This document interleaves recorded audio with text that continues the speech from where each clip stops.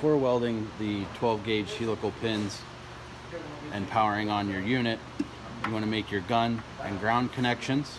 You're then going to power the unit on and select the 12 gauge pin setting.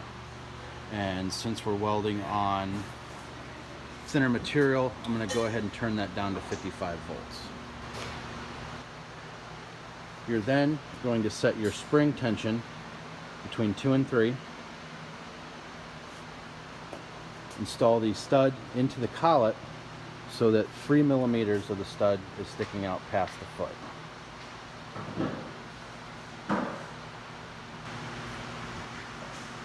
You then want to make your ground connections. Once the stud is inserted into the gun, simply compress the spring and pull the trigger. Once you have welded the stud, you then want to inspect and make sure that you have 360 degrees of flash or molten material around the outside of the flange.